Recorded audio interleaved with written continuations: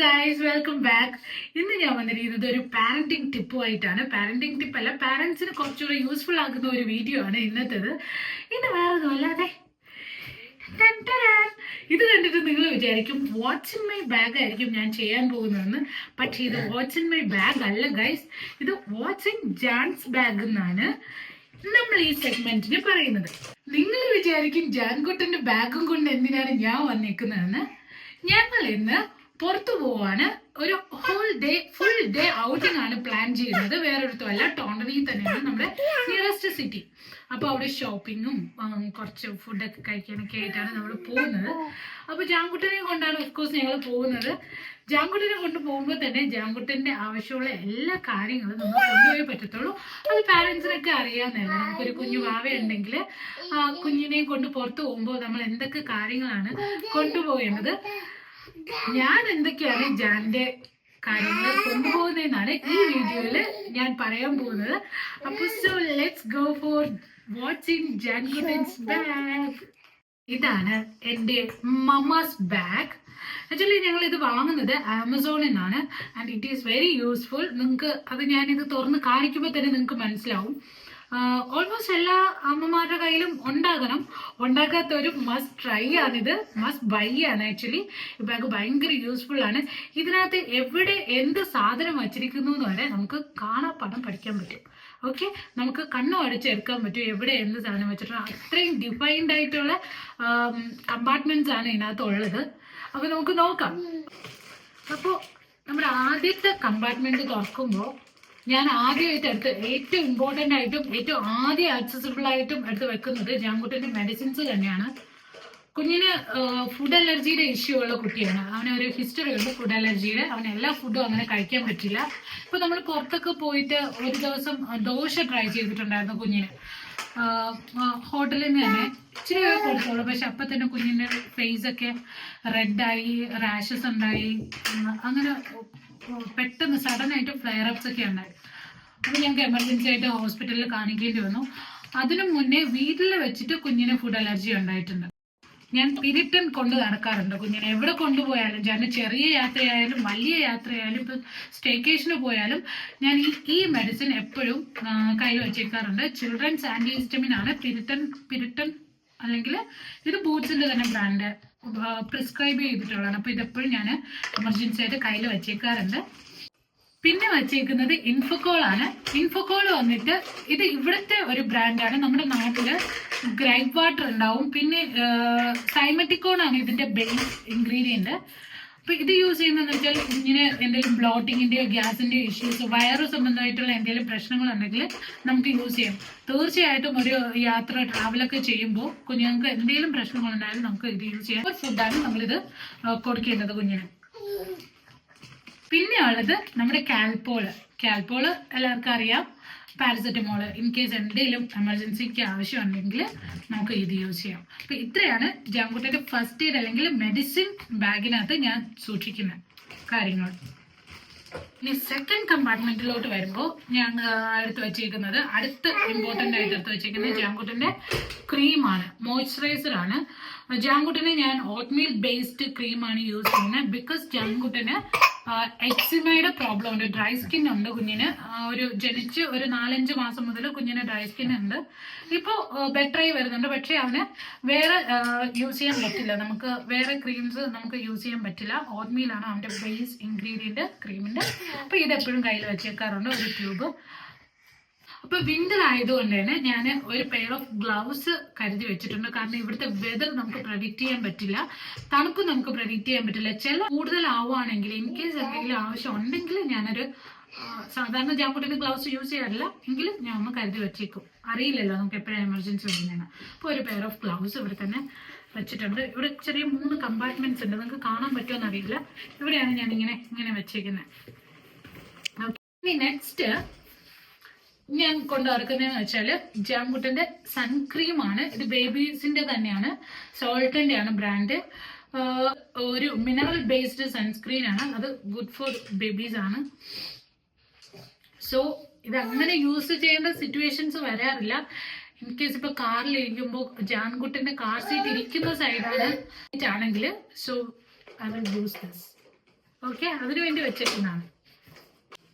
അപ്പം അടുത്ത് ഞാൻ കൊണ്ട് നടക്കുന്ന കാര്യം എന്ന് വെച്ചാൽ റെഡ് ബുക്കാണ്. ഇവിടെ UK-യിലുള്ളവർക്കറിയാം കുഞ്ഞുങ്ങളുടെ മെഡിക്കൽ ഹിസ്റ്ററി ഫുള്ളും ഇതിനകത്താണ് കീപ്പ് ചെയ്യുന്നത്. അപ്പോൾ ഇൻ കേസ് എന്തെങ്കിലും എമർജൻസി ഹോസ്പിറ്റലിലൊക്കെ അഡ്മിറ്റ് ചെയ്യേണ്ടി വന്നാൽ നമുക്ക് ഈ ബുക്ക് കാണിച്ചാൽ മതി. കുഞ്ഞിന് ഇതുവരെയുള്ള എല്ലാ കാര്യങ്ങളും ഇതിനകത്ത് വെച്ചിട്ടുണ്ട്. അപ്പൊ ഞങ്ങൾ ഇതും കൊണ്ട് കീപ്പ് ചെയ്യാറുണ്ട്, ഇതും കൊണ്ട് നടക്കാറുണ്ട്. അടുത്ത സാധനം ജാങ്കുട്ടന്റെ മഫ്ലറാണ്.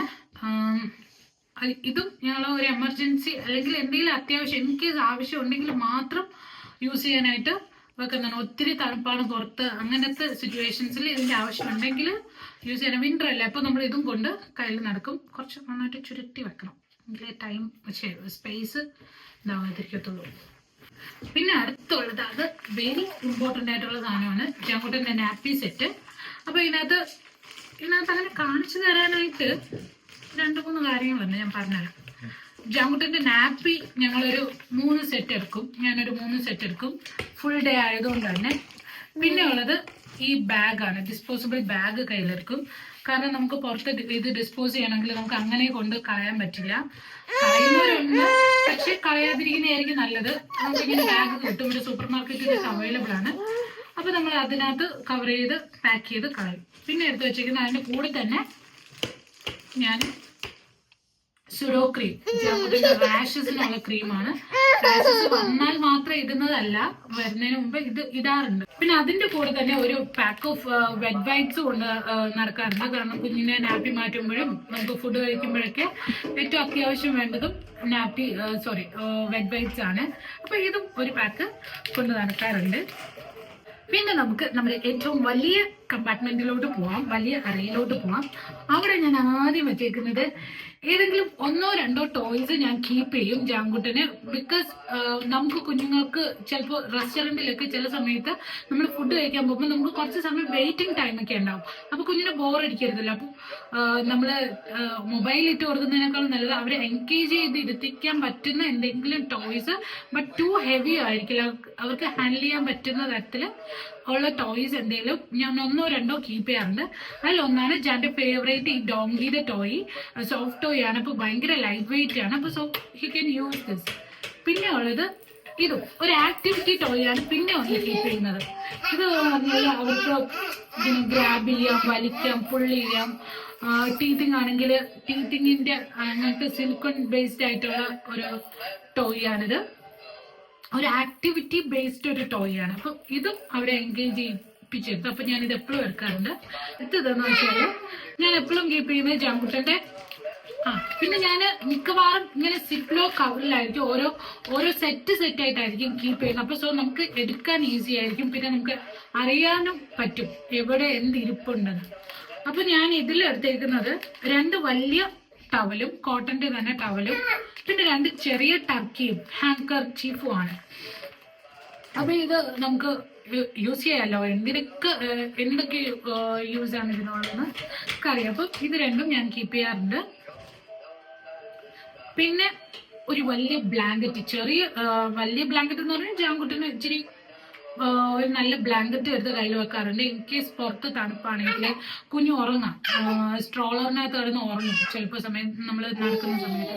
അപ്പോൾ അവന് സ്ട്രോളർ തിരിച്ചു വെച്ച് ആ ബെഡിങ് സെറ്റ് ചെയ്യാനായിട്ട് അവനെ കുറച്ച് എടുക്കാനായിട്ട് തണുപ്പായതുകൊണ്ടാണ് ഇതൊക്കെ എടുക്കുന്നത്. സമ്മർ ആണെങ്കിൽ നമ്മൾ ഇത്രയും ഈ മഫ്ലർ, ഗ്ലൗസ് അങ്ങനത്തെ കാര്യങ്ങളൊക്കെ അവോയ്ഡ് ചെയ്യും. അപ്പൊ ഇതും എടുക്കാറുണ്ട്.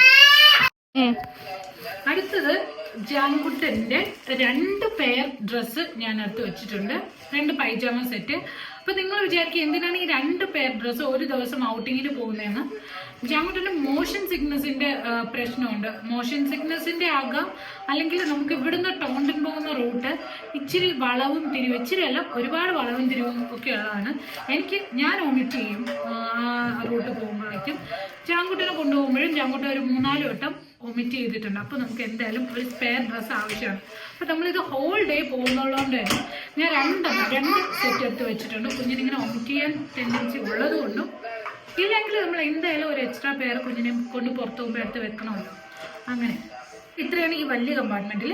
ഇനിയുള്ളത് ജാങ്കുട്ടന്റെ ഫീഡിങ് അങ്ങനത്തെ അത് റിലേറ്റഡ് ആയിട്ടുള്ള കുറേ കാര്യങ്ങളാണ് ഇതിനകത്ത് കീപ്പ് ചെയ്തിട്ടുള്ളത്. ഇതിനകത്ത് ജാങ്കുട്ടന്റെ പാൽപ്പൊടിയാണ്, മിൽക്ക് പൗഡർ, ഫോർമുലയുടെ മിൽക്ക് പൗഡറാണ് എടുത്ത് വെച്ചിട്ടുള്ളത്. കാരണം എനിക്ക് പുറത്ത് പോകുന്ന സമയത്ത് കുഞ്ഞിനെ എല്ലാം കഴിക്കാൻ പറ്റില്ല. പ്രത്യേകിച്ച് ജാൻകുട്ടിന് ഫുഡ് അലർജിയുടെ കേസ് ഉള്ളതുകൊണ്ട് തന്നെ ഞങ്ങൾക്ക് എല്ലാം കുഞ്ഞിന് ട്രൈ ചെയ്യാൻ പറ്റില്ല. അപ്പോൾ ഞങ്ങൾ ഇതിനകത്ത് പാൽപ്പൊടി കരുതി വെക്കും. ഇതെന്താണെന്ന് വെച്ചാൽ ഫോർമുല ഇപ്പോൾ ഫീൽ ചെയ്യുന്നില്ല എങ്കിൽ പോലും ഈ സിപ്പർ ബോട്ടിലിനകത്ത് കുറച്ച് വാം വാട്ടറൊക്കെ വെച്ചിട്ട് അതിനകത്ത് കലക്കി അവന് സിപ്പ് ചെയ്യാൻ വെള്ളം പോലെ കൊടുക്കാം. അവൻ മറ്റേ ഫീഡിങ് ബോട്ടിൽ നിന്ന് ഫീഡ് ചെയ്യുന്നില്ല. എനിക്ക് കുടിക്കുകയാണെങ്കിൽ കുടിക്കട്ടെ, അവൻ കുടിക്കാറുണ്ട്, ചിലപ്പോൾ കുടിക്കും, ചിലപ്പോൾ കുടിക്കാറില്ല. അപ്പോൾ അതിനുവേണ്ടി ഞാൻ ഇത് രണ്ടും ഈ സിപ്പർ ബോട്ടിൽ ഇതിനകത്ത് വെള്ളം കൊടുക്കാനും യൂസ് ചെയ്യും. ഇൻ കേസ് അവന് ഒന്നും കഴിക്കാൻ പറ്റില്ലെങ്കിൽ നമ്മൾ കുഞ്ഞിൻ്റെ പ്രോട്ടീൻസും ന്യൂട്രിയൻസും ഇൻടേക്ക് ഉറപ്പ് വരുത്തണമല്ലോ. അപ്പോൾ അതുകൊണ്ട് ഇതും വച്ചേക്കും കാര്യം.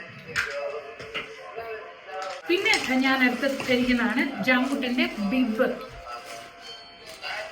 കാണിച്ചു തരാം.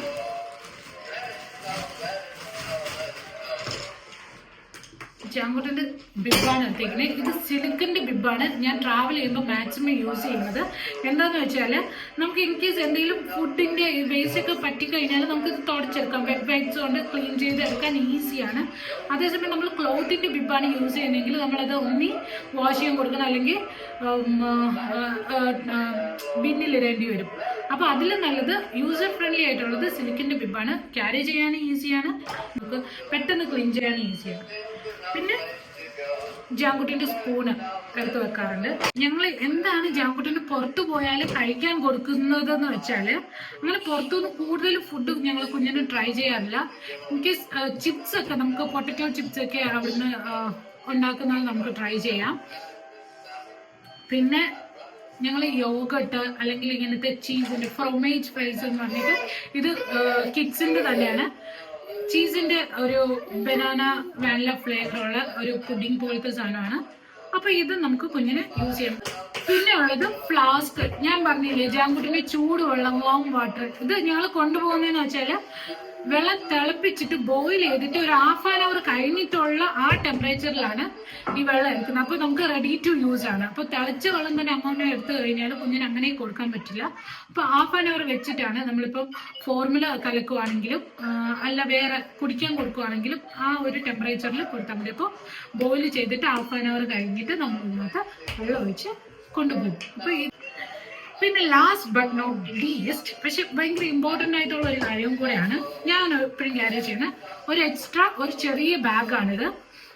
ഇത് നമുക്ക് ഫ്ലൈറ്റിൽ നിന്ന് കിട്ടിയതാണ്. എമിറേറ്റ്സിൽ നിന്ന് നാട്ടിൽ നിന്ന് ഇങ്ങോട്ട് വരുമ്പോൾ അവർ തരുന്നതാണ്. കുഞ്ഞിൻ്റെ കാര്യമായതുകൊണ്ട് തന്നെ ഇത് നമുക്ക് ഇങ്ങനെ തുറന്നെടുക്കാൻ പറ്റും. ആക്ച്വലി ഇതൊരു ബാഗാണ്.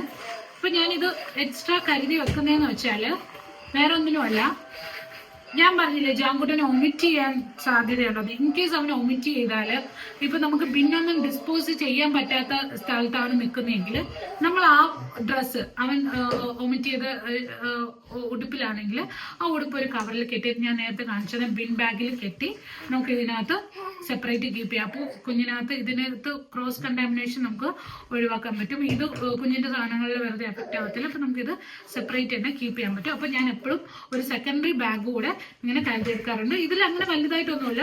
നമ്മളിങ്ങനത്തെ ഒറ്റ കമ്പാർട്ട്മെന്റേ ഉള്ളൂ. നമുക്ക് ഇങ്ങനെ ഒരു സെക്കൻഡറി ആയിട്ട് തന്നെ യൂസ് ചെയ്യാൻ പറ്റുന്ന ഒരു ബാഗാണ്. ഓക്കെ, അപ്പോൾ ഇത്രയുമാണ് ഞാൻ ജാംകുട്ടനെ പുറത്ത് കൊണ്ടുപോകുമ്പോൾ ഇപ്പൊ വിന്ററിൽ ഞാൻ കൊണ്ടുപോകുന്ന കാര്യങ്ങൾ ഇതൊക്കെയാണ്. അപ്പൊ എല്ലാ അമ്മമാരും ഇങ്ങനെയൊക്കെ തന്നെ ആയിരിക്കും ചെയ്യുന്നത്. ഞാൻ എന്റേത് ഷെയർ ചെയ്തതേ ഉള്ളൂ. സോ ഇനി എന്തെങ്കിലും ഇതിന് കൂടെ എക്സ്ട്രാ ടിപ്സ് നിങ്ങൾക്ക് പറയാനുണ്ട്, അല്ലെങ്കിൽ എന്തെങ്കിലും ഞാൻ വിട്ടുപോയിട്ടുണ്ടെങ്കിൽ പ്ലീസ് കമന്റ് ബിലോ. ആൻഡ് ഈ വീഡിയോ ഇഷ്ടമായെങ്കിൽ do subscribe and like. And thank you. By.